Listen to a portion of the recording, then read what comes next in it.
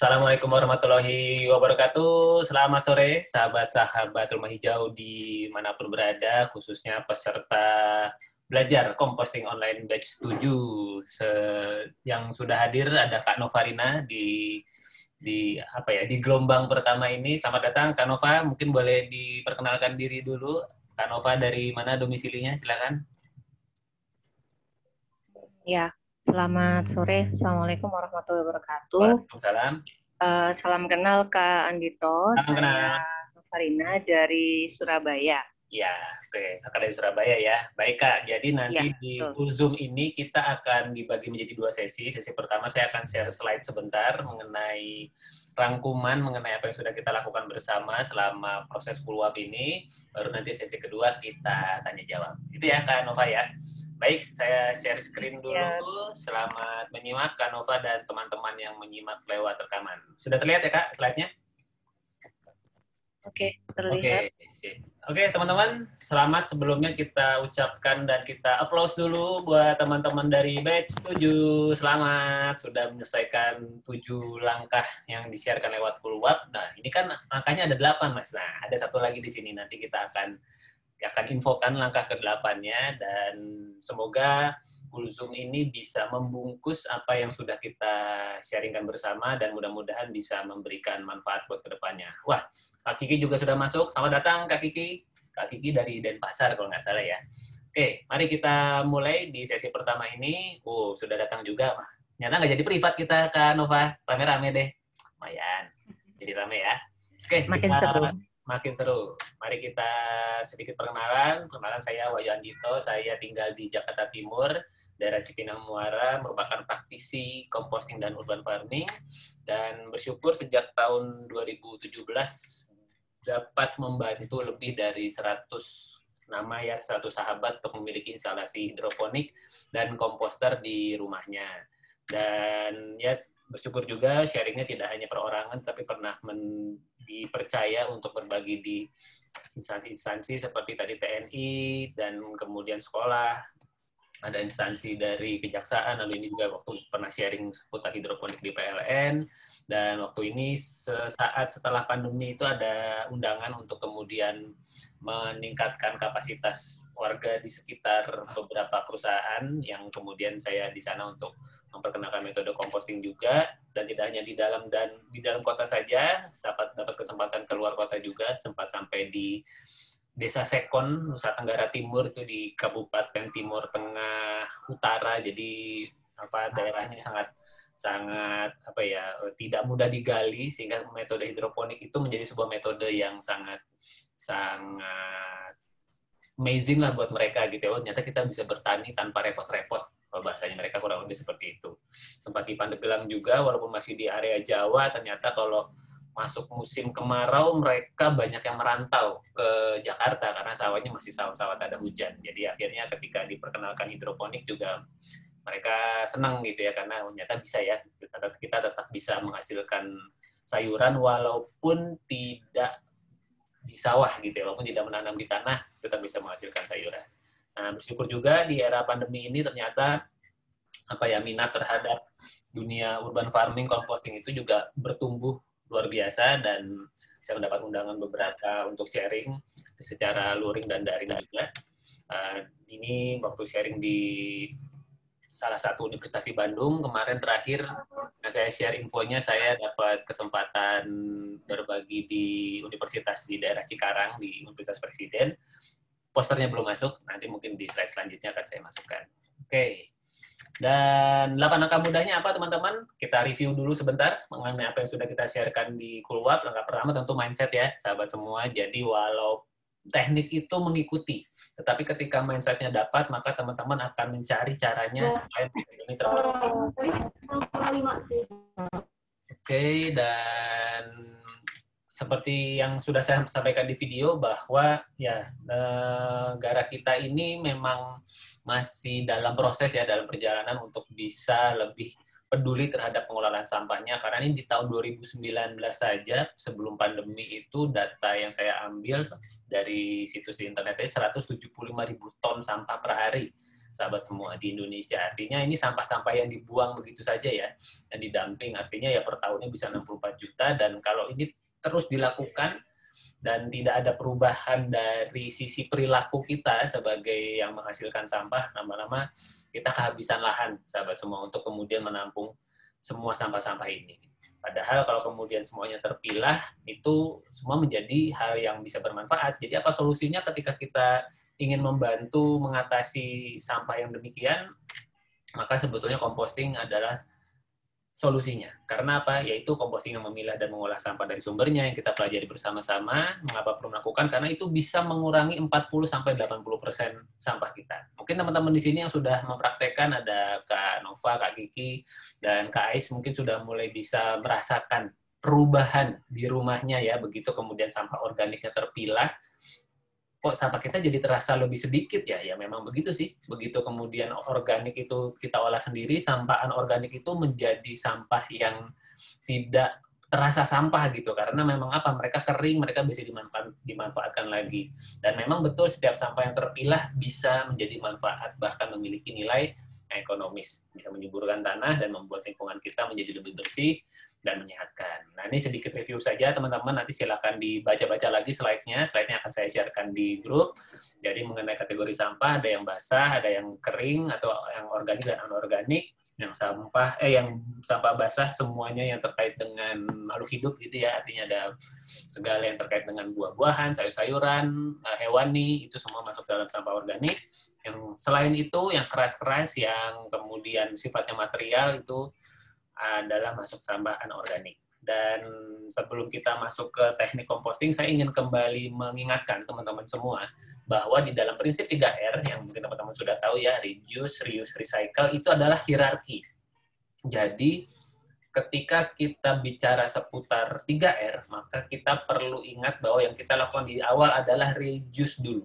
Yang ngurangin dulu, gimana caranya kita mengurangi pemakaian sampah-sampah sekali pakai. Gimana caranya kemudian kira-kira, tentu kita mungkin, dan saya pun tidak bisa lepas dari katakanlah sampah-sampah sekali pakai, tetapi saya bisa melihat bagian mana yang paling banyak porsinya.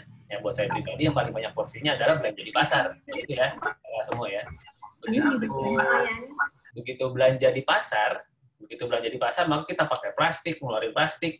Misal kita beli tahu aja plastiknya bisa 2-3 lapis gitu ya, atau kita beli ayam 2-3 lapis juga gitu. Apalagi kalau kemudian ayamnya beberapa potong, ayamnya beberapa bagian, plastiknya udah banyak banget.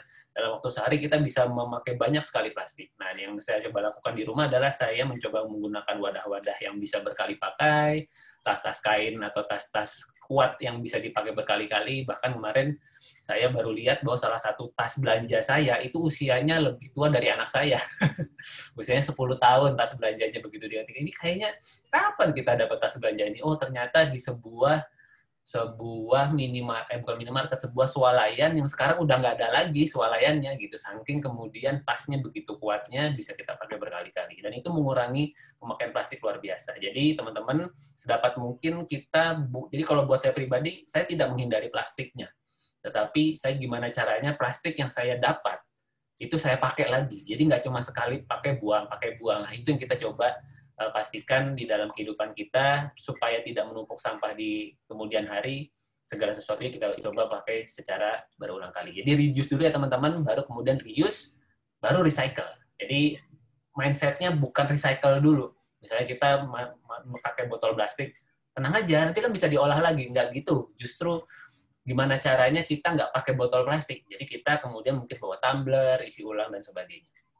Oke, dan jadi setelah sampah yang kering dipilah, banyak sekali alat atau metode yang bisa kita lakukan, dan salah satunya yang saya lakukan misalnya menyetorkan ke bank sampah. Ini waktu ketika bank sampahnya masih aktif. Sekarang pasca pandemi atau selama pandemi ini masih belum ada pergerakan lagi di bank sampah dekat rumah saya, tetapi banyak sekali bank sampah yang sebetulnya di sekitar kita mungkin sedang bergerak gitu ya. Jadi silakan dimanfaatkan buat menampung sisa bahan yang anorganiknya. Namun sekarang di era sekarang kita bersyukur sekali semakin banyak aplikasi-aplikasi yang mendukung dan memberikan support terhadap gerakan-gerakan minim sampah.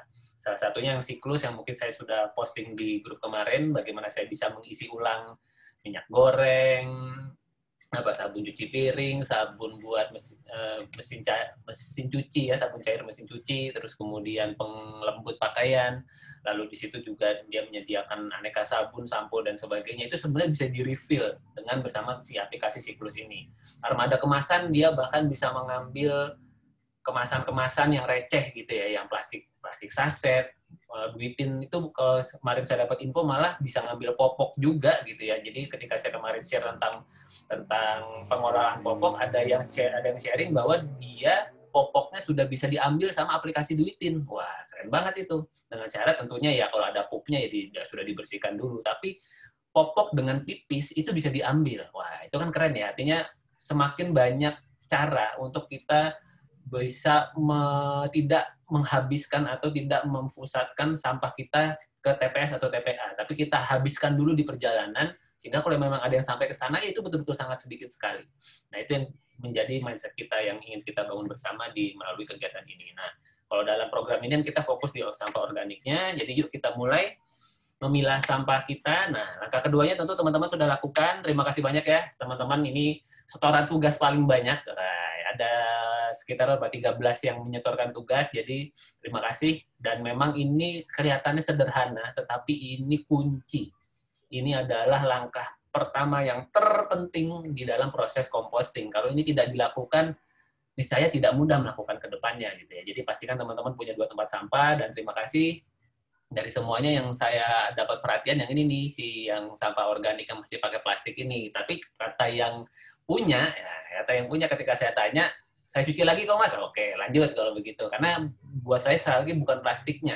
Jangan sampai kemudian mindset yang lama masih kebiasaan, biasa pakai kantong plastik, terus kantong plastiknya dibuang gitu. Jangan sampai seperti itu ya teman-teman, supaya kita tidak menambah sampah lagi. Jadi, harusnya sisa bahan organik itu tidak diniatkan untuk diolah nanti-nanti. Jadi harusnya begitu dapat, masih segar, kita langsung olah, sehingga ketika kita mencuci wadahnya itu tidak merepotkan gitu ya. Jadi pengennya sih kita lebih ramah lagi dengan sisa bahan organik yang kita hasilkan sendiri. Jadi itu bukan sampah ya teman-teman, itu adalah sisa bahan organik yang kemudian bisa bermanfaat lagi. Nah, langkah ketiga, tentukan metode composting. Nah, ini ada beberapa yang sudah menyetorkan, ada komposter, lubang organik, kompospot, ekoenzim. Terima kasih ya teman-teman semua sudah memikirkan jalan apa yang akan dilakukan. Sebagian seperti juga sudah praktisi, sudah melakukan proses composting sebelumnya, sehingga sudah punya foto-fotonya.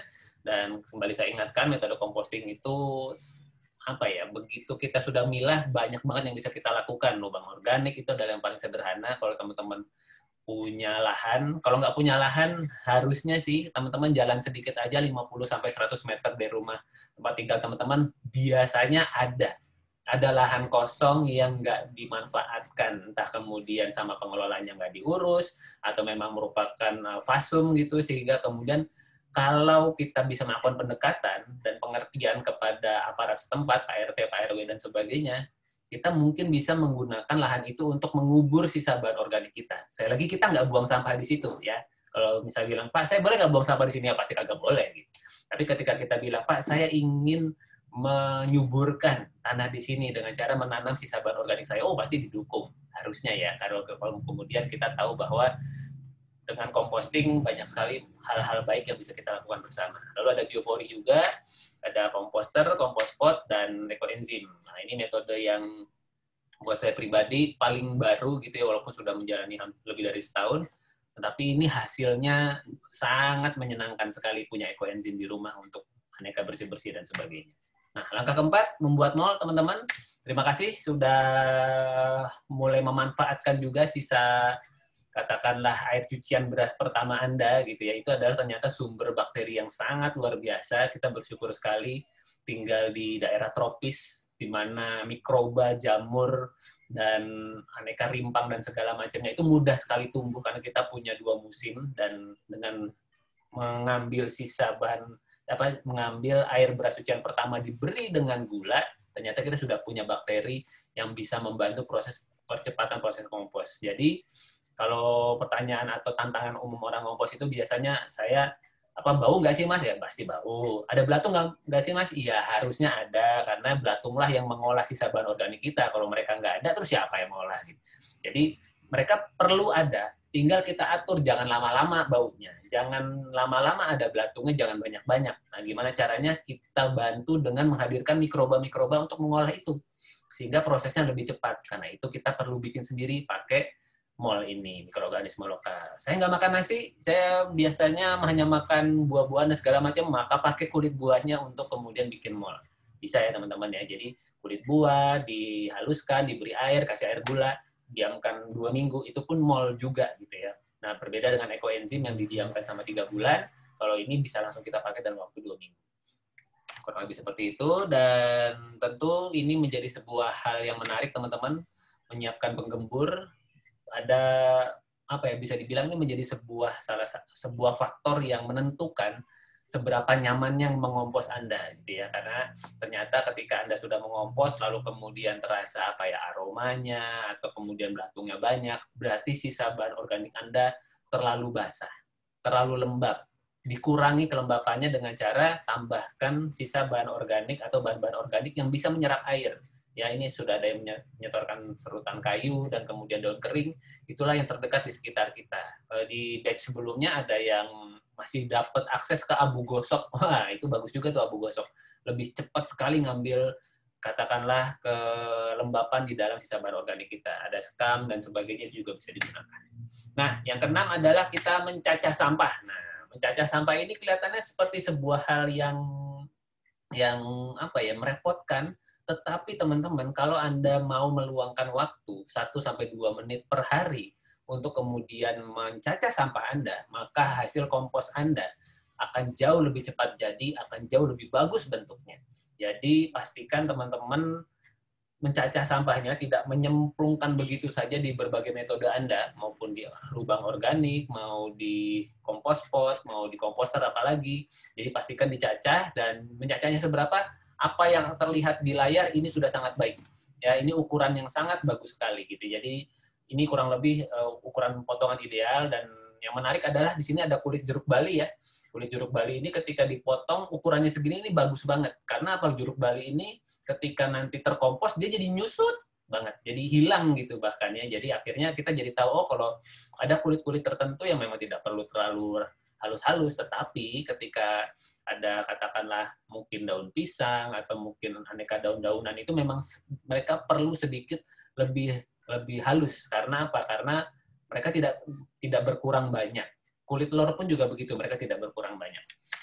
Nah, yang angka ke-7 tentu teman-teman sudah kita sharingkan bersama, yaitu saatnya ngompos. Dan selamat buat Kak Kiki sebagai satu-satunya yang nyetorin suasana ngompos yang terakhir, yang kompos ke-7-nya. Jadi artinya yang tugas ke-7, yang artinya teman-teman sudah praktek kompos potnya gitu ya. Sudah praktek, katakanlah praktek komposnya itu ternyata dari sampai Kulzum ini diadakan baru Kak Kiki. Jadi selamat deh Kak Kiki, satu-satunya nih yang kemudian bisa saya tempel di slide kali ini sebagai yang sudah berhasil melakukan proses komposnya dengan komposternya. Dan langkah ke-8-nya, sebelum langkah ke-8 saya cerita dulu bahwa apa yang saya sharingkan di sini semua berawal dari peristiwa ini. Ketika Mbak Wildayanti datang ke rumah saya, mentor saya, di tahun 2014 membawakan komposter ini, teman-teman. Komposter hijau bersama penggemburnya, dan pada saat itu juga Mbak Wilda langsung kemudian mempraktekkan bagaimana cara mencacahnya, mencampur dengan bakteri. Waktu itu bakterinya masih pakai bubuk, terus kemudian diberi penggembur dan sebagainya, lalu masuk komposter, sudah deh jadi.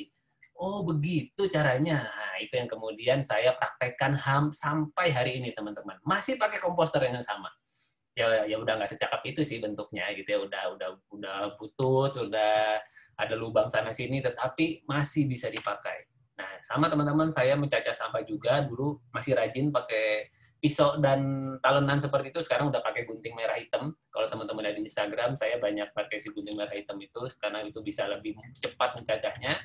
Dan kalau dulu mikrobanya dalam bentuk serbuk, sekarang kita sudah pakai MOL, dan itu juga tidak kalah efektifnya, bahkan lebih mudah ya, lebih murah jelas, karena dia adalah sisa bahan kita sehari-hari. Dan penggemburnya waktu itu pun juga apa yang Mbak Wilda itu datang dengan satu set, jadi komposter, penggembur, mikroba gitu. Penggemburnya juga seperti dari abu gosok, terus ada katanya ada apa ya, abu gunung berapi apa kayak gitu lah, gue canggih banget menggemburnya, dan sekitar 35.000 satu karung waktu itu. Dan ya setelah kesini ambil jalan, oh ternyata kita bisa menggunakan yang ada di sekitar kita, pakai daun kering atau kemudian serbuk gergaji dan sebagainya.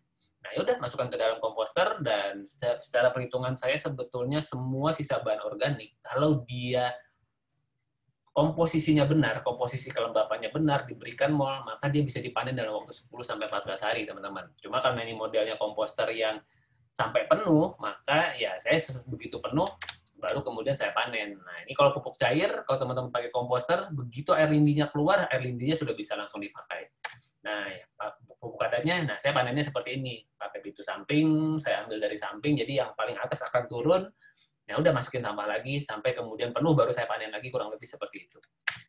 Nah, yang ekoenzim ini ya, buat saya senang banget ya, karena kemudian saya bisa mengolah sisa bahan organik dan menghasilkan sebuah zat yang bisa bermanfaat buat kebersihan di rumah saya. Saya bisa bersihkan kompor, saya bisa ngepel lantai, bisa dipakai buat cuci tangan gitu, atau kemudian menambah kekuatan dari sabun cuci piring gitu ya. Jadi betul-betul si ekoenzim ini sangat bermanfaat. Oh ya, saya juga pakai untuk merendam sayuran yang saya beli dari pasar, teman-teman. Khususnya ketika sayuran ini akan saya gunakan sebagai raw juice. Jadi di rumah ini kami punya kebiasaan sekeluarga untuk minum raw juice. Jadi raw juice itu sayuran mentah, ya sayuran mentah yang kemudian dicampur nanas, dicampur pisang atau campur mangga, tergantung buah apa yang ada.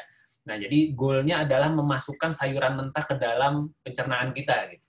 Nah, kan kalau mentah berarti nggak dimasak ya. Nah, gimana caranya kemudian bisa memastikan sayurannya nggak pakai pestisida? Ya kalau pakai sayuran hidroponik yang lagi bertumbuh, ya saya ya langsung aja cuci sebentar, hanya ngurangin debu, langsung di jus. Tapi kalau kemudian sayuran dari pasar, biasanya istri saya merendam sedikit dengan sedikit ekoenzim, udah misalnya saya nyiapin air 1 bak, kasih ekoenzim, diaduk-aduk sebentar, lalu kemudian direndam sayurannya, baru kemudian bisa kita raujuskan gitu. Jadi menyenangkan sekali punya ekoenzim ini. Nah, ini nih langkah ke-8-nya. Apakah langkah ke-8-nya? Ngulang lagi kok, teman-teman. Ulangi proses compostingnya dari awal lagi, dari langkah kedua sampai langkah ke-7-nya diulangi lagi. Begitu terus kemudian 8 langkah mudahnya sehingga proses compostingnya akan terus berjalan. Nah, sahabat semua, apa yang saya lakukan, proses composting itu menjadi sebuah hal yang membuat saya sangat membahagiakan. Karena apa? Bayangkan ya, sisa sampah kita, yang tadi kita sebut sampah, sekarang saya coba menyebutnya sebagai sisa bahan organik, itu ternyata bisa menjadi sesuatu yang bermanfaat lagi, teman-teman. Jadi saya bisa berkebun. Jadi kalau berkebun di sini, saya betul-betul pupuknya saya pakai sisa sampah saya itu, gitu ya. Ya tinggal dicampur dengan media tanam saja atau tanah dari toko tanaman. Saya bisa menghasilkan sayuran. Ini kebetulan saya bukan punya saya tanahnya, tanah di sebelah waktu masih bisa dipakai. Ya udah kami pakai coba berkebun, kami bikin raised bed, lalu kemudian kami coba pakai polybag juga. Hasilnya buat saya yang katakanlah petani newbie pada saat itu happy banget gitu ya, karena saya bisa menikmati sayuran dari kebun saya sendiri. Dan ya tentu waktu panen menjadi waktu yang sangat membahagiakan. Ada sawi, kangkung, dan apapun lah pokoknya yang bisa kita tanam pada saat itu kami tanam, dan sangat membahagiakan. Jadi sahabat semua, melakukan composting itu bisa jadi bukanlah sesuatu yang akan kita rasakan instan pada saat ini, teman-teman. Tetapi ketika kita bisa melakukannya bersama-sama, teman-teman melakukannya di tempatnya teman-teman masing-masing, misalnya di sini ada Kak Kiki dan Pasar, terus ada Kak Agus dari Bogor ya Kak Agus ya, ada Kak Dina dari Semarang kalau saya nggak salah, dan kemudian ada Kak Nova dari Surabaya. Nah, artinya apa?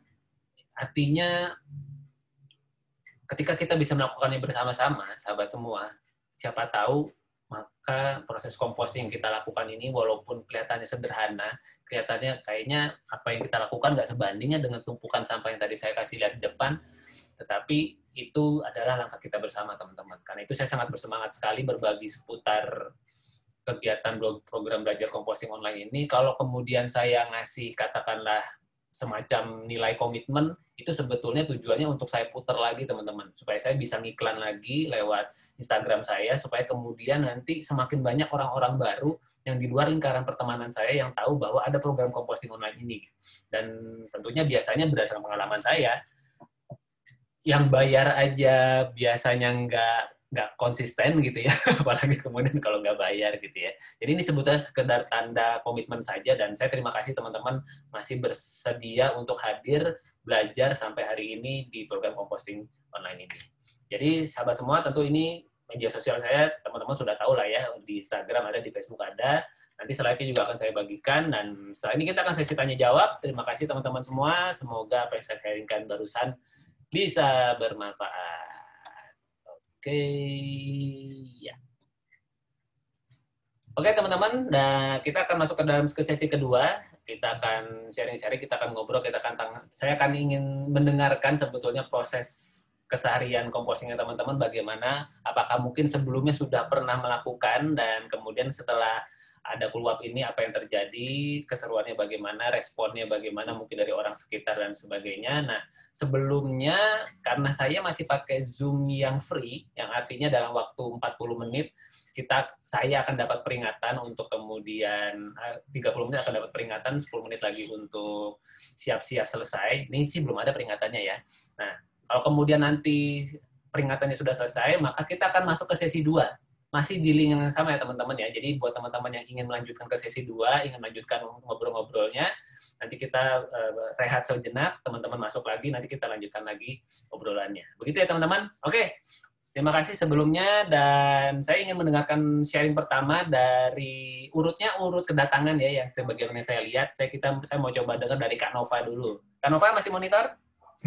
Ya, siap, Kak. Oke, gimana Kak Nova perjalanan compostingnya selama seminggu ini? Silakan. Seminggu ini ya. Jadi sebelumnya sih pernah dengar gitu ya, tapi masih belum punya minat untuk memisahkan sampah karena kayaknya ribet banget gitu kan. Ya. Kita harus pisahkan yang organik dengan anorganik. Anorganik sendiri nanti ada yang besi, plastik, dan sebagainya, itu kan harus terpisah-pisah. Betul. Tapi waktu itu kalau nggak salah lagi buka Instagram gitu ya, saya tuh lihat reels-nya siapa gitu, itu di tag namanya Kak Andito gitu. Oh ya? Akhirnya saya follow lah. Saya jadi... Nah itu. Waktu itu dia bahas masalah sisa nasi. Oke. Jadi dari sisa nasi itu bisa diolah jadi apa gitu. Kebetulan kan saya guru tata boga gitu ya. Jadi saya tuh sangat tertarik sekali dengan sisa-sisa bahan makanan yang bisa diolah menjadi lebih bermanfaat gitu. Ya. Dia di tag waktu itu ada namanya Kak Andito. Akhirnya saya klik lah. Ya. Kemudian saya follow. Dan di situ dapat banyak, keren ya ternyata ya, saya tuh gitu. Akhirnya ketika ada informasi bahwasannya ada kelas Kulwa itu, ikutlah saya. Meskipun telat sehari kalau nggak salah waktu itu ya Kak ya. Aman, Kak. Tapi syukur alhamdulillah masih bisa mengikuti, dan seminggu ini setelah mengikuti ini baru sadar gitu ya. Kalau kemarin-kemarin itu kan setiap kali buang sampah itu satu kers besar gitu ya, langsung dibuang seplastik-plastiknya gitu kan. Bercampur semua itu ya, ya. Betul. Tapi setelah dipisahkan, seminggu ini itu hanya dapat satu kantong plastik yang sampah organik. Oh iya? Wow. Yes. Oke. Padahal konsumsi sayur tetap, konsumsi buah lebih banyak, tapi karena ada yang diolah jadi ekoenzim, terus ada yang kita cacah-cacah mungkin ya, jadi semakin kelihatan menyusut gitu kan sampahnya, dan insya Allah ke depannya mengikuti langkah yang ke-8. Mengulangi kembali dari langkah kedua sampai ke-7. Itu sih yang bisa saya sampaikan. Terima kasih banyak Kak Andito. Dulu dong buat Kak Nova, sebelum saya lihat progresnya. Kak Nova, saya mau tanya satu, gimana respon keluarga Kak ketika Kakak melakukan ini? Kan berarti bisa dibilang ini proses composting pertama Kakak ya? Setelah sekian lama Kakak tertarikan, kok tiba-tiba ini apa ya, ibu saya atau istri saya ini ngapain gitu ya, kemudian ngumpulin sampah ini gitu. Ada respon kan dari anggota keluarga mungkin? Kebetulan ya kalau saya melakukan sesuatu itu selalu komunikasi dengan suami dan ayah dan ibu gitu ya. Itu kenapa di sampah kemarin ada tulisannya buanglah sampah sesuai jenisnya. Jadi secara tidak langsung meskipun saya tidak mengingatkan berulang kali, tetapi di situ sudah ada tulisan, oh ini sampah organik, ini sampah anorganik. Saya selalu bilang kalau gini, Bunda lagi ikut seminar Mbak, itu sama putri saya. Jadi belajar gitu ya. Seminar apa? Seminar apa Bunda? Ini lagi bikin kompos gitu. Jadi sampahnya harus dipisahkan. Jadi dia tanya, sampah organik itu apa aja gitu ya. Kita hanya ngobrol. Anaknya Kak Nova? usia 10 tahun. Oke, asik nih, udah bisa diajak ngobrol banyak. Ya, betul. Jadi akhirnya ya ngikut juga, ibu juga gitu. Kalau buang sampah sayur ya di sampah organik, plastik-plastik di sampah anorganik. Insya Allah lah, bismillah, istiqomah. Sip. Terima kasih Kak Nova, semoga lancar dan semakin menyenangkan dan membahagiakan. Ingat kita masih punya kebersamaan sampai 30 hari ke depan sejak Kulsum ini, jadi saya sangat menunggu sharing-sharing dari teman-teman, karena saya pengen lihat hasilnya sebetulnya, karena itu ada 30 hari, karena biasa dalam waktu 30 hari itu sudah mulai kelihatan tuh, apakah ada hasilnya, atau hasilnya belum sebagaimana yang diharapkan dan sebagainya, makanya kita punya kesempatan untuk menjalaninya bersama-sama. Terima kasih sharingnya Kak Nova. Kak Andita boleh minta izin? Oh, silakan Kak. Kalau saya posting di Instagram, boleh saya tag ke Instagramnya Kak Andita? Dengan senang. Oke. Ya, karena siap, terima kasih. saya harus masukin langkah ini ke dalam e-book, dan nanti saya update ya e-booknya. Apa ya, sharing di media sosial Kak. Karena sharing di media sosial itu bisa berefek banyak sekali. Ya, apa maksudnya? Bisa jadi ada orang-orang di sekitar kita yang selama ini punya harapan, punya keinginan atau punya kegelisahan yang sama terhadap sampah, tapi ketika melihat apa yang Kak Nova sharingkan, yang Kak Kiki sharingkan, Kak Agus atau mungkin Kak Dina sampaikan di media sosialnya, wow, ternyata bisa ya gitu. Jadi kadang-kadang orang hanya perlu sosok yang mereka kenal, yang dekat, yang bisa. Dan kalau teman-teman medsos kan mudah-mudahan orang-orang yang kenal lah ya, orang-orang yang dekat, yang follow dan sebagainya. Dan pasti mereka bisa jadi adalah orang-orang yang kemudian bisa terinspirasi dengan apa yang Kak Nova lakukan. Sangat boleh Kak, dengan senang hati. Saya tunggu bahkan. Siap. Terima kasih. Terima kasih Kak Nova. Selanjutnya saya mau dengar dari Kak Kiki. Gimana Kak Kiki proses ngomposnya selama proses keluap ini? Silakan. Halo, selamat sore Kak. Selamat sore semuanya. Selamat sore. Ya, terima kasih kebersamaannya selama kurang lebih 10 hari ya. Iya, betul Kak. Iya.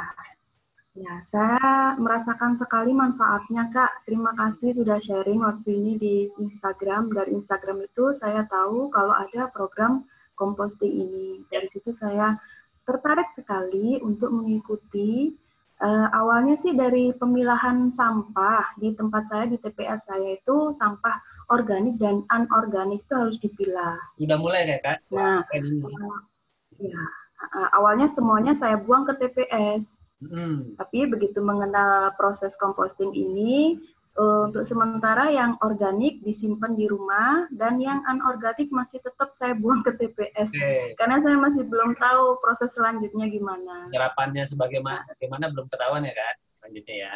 Iya, ini saya nyesel sekali loh ikut ini. Kenapa baru? Oh, saya pikir dari dulu saya ketemu gitu. Dari dulu saya nyari-nyari gimana sih caranya untuk mengolah sampah sendiri gitu loh.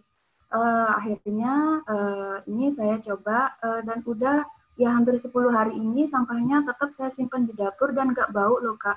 Oh bisa begitu Kak? Biasanya ya, malam atau 1 hari 2 hari gitu aja kan udah lalatnya banyak terus bau sekali. Ketika sampah tercampur ya Kak? Yang organik dan yang anorganik. Iya, betul. Bersyukur sekali udah menemukan program ini dan saya ingin seterusnya sih ini ikut. Terima kasih ilmunya Kak. Ya, terima kasih banyak. Kalau sudah paham ya sudah tinggal dijalankan saja Kak.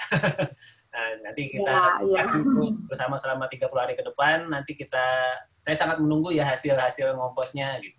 Dan gimana respon pasangan mungkin atau keluarga dan sebagainya terhadap proses kompos yang Kak Kiki lakukan, ada respon mungkin? Bagaimana? Mereka sementara mengikuti. Saya kan minta untuk yang anorganik dipisahin di tempat ini, yang organiknya dimasukin ke ember kayak gitu. Udah. Mereka mau ngikutin. Aman ya Kak? Ya. Tidak tidak penolakan apa gitu ya? Oh enggak. Mereka mendukung sekali. Cuman ini yang jadi PR saya Kak, untuk ini mencacah kulit durian. Aduh, saya males banget. Sama Kak, saya juga males kalau kulit durian. Keras kan, luar biasa itu. Oh ya itu Kak, apa apa kita biarin busuk sendiri gitu?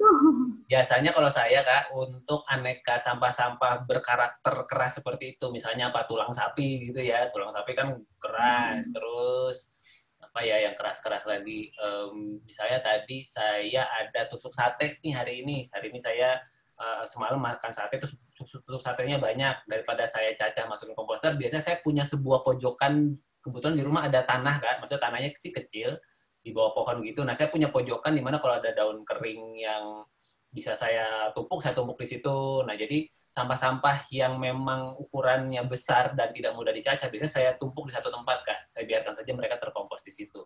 Biasanya sih begitu.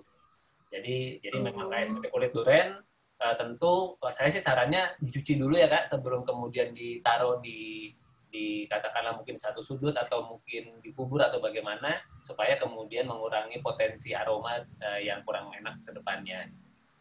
Jadi kalau kulit duren, ya kalau kakak kuat sih nggak apa-apa ya, apalagi mau kerjasama motongnya boleh deh. Tapi saya sih tidak menyarankan. Jangan sampai energi kita habis terlalu banyak di ngompos, sehingga nanti ngompos menjadi apa ya, sebuah kegiatan traumatis dan kemudian kita nggak mau ngulangin lagi.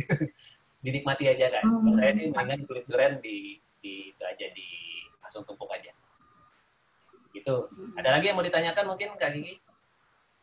Ini apa namanya, model pot saya itu kan tanpa pintu samping itu, Kak. Komposter, Terus gimana itu ya?